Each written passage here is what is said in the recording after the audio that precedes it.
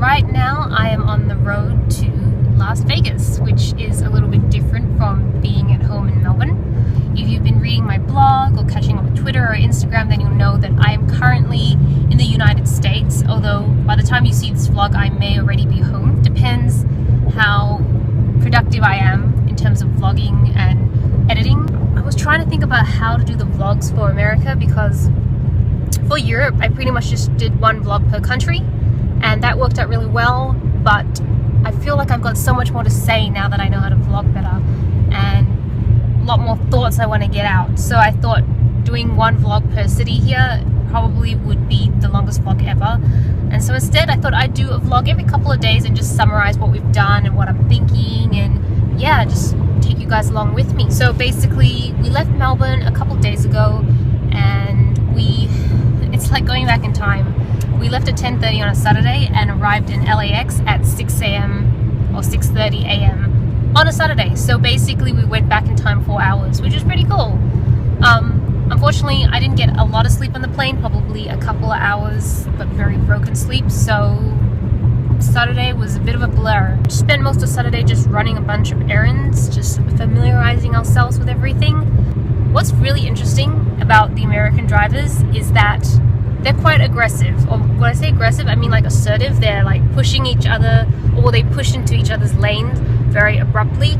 And I've seen a couple of close calls, like almost near accidents, and yet no one has beeped at each other. Like I've not heard anyone actually use the horn, which I thought was a bit strange for drivers that are a little bit more on the assertive side. So far we've been pretty good. We've only driven on the wrong side of the road once, and that was very early in the morning, so luckily no accidents, and yes, touch wood, we're doing pretty well right now.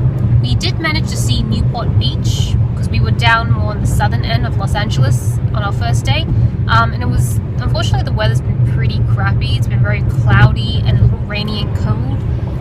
Kind of feel like maybe we brought Melbourne weather along with us, but it's okay. Newport Beach was pretty good. It's just a really massive beach. I don't really know what else to say about it. A lot of fishermen. After a little bit more walking around, we finally decided to stop at the Cheesecake Factory because of Big Bang Theory. I knew I had to try it. And is it just me, or are the servings here insanely big? Like, incredibly big. A small is like an Australian large. And I always, like, if you know me in real life, you know that I struggle to finish a normal Australian sized meal as it is. Like, I'll eat probably half the meal. I just can't finish it.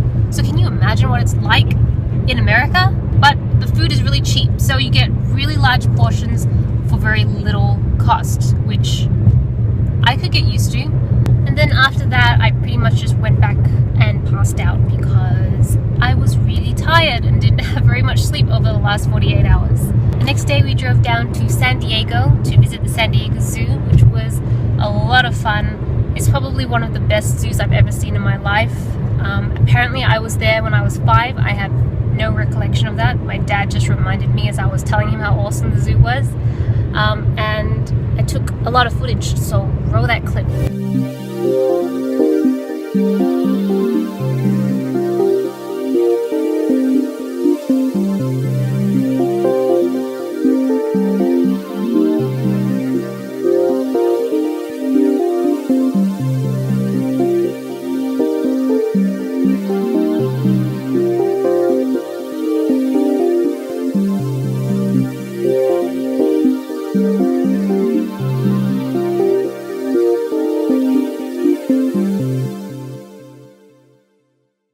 After the zoo, we still had some time to explore the city of San Diego, which was just like any other city. I managed to try Del Taco, which is like a fast food Mexican brand. It's very cheap, low quality Mexican food, so I will not be trying that again. I was not impressed. And then we went to Sunset Cliff to watch the sunset. Unfortunately, there was no sun because it was so cloudy.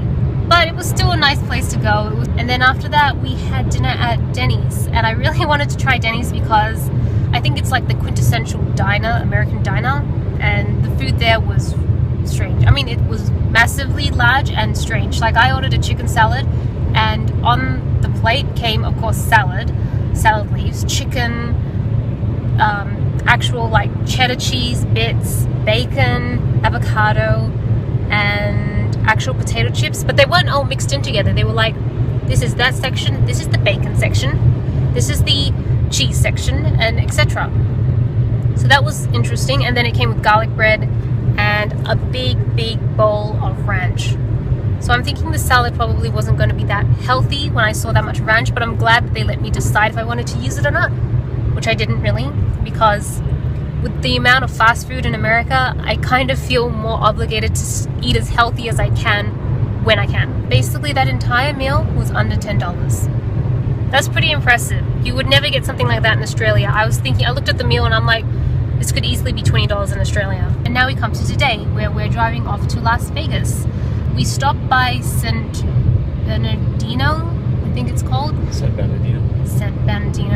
Bernardino, because I wanted to see the site of the first ever McDonald's, which is not really that great. It was kind of a bit of a letdown, which I knew it was going to be because I googled all of this beforehand.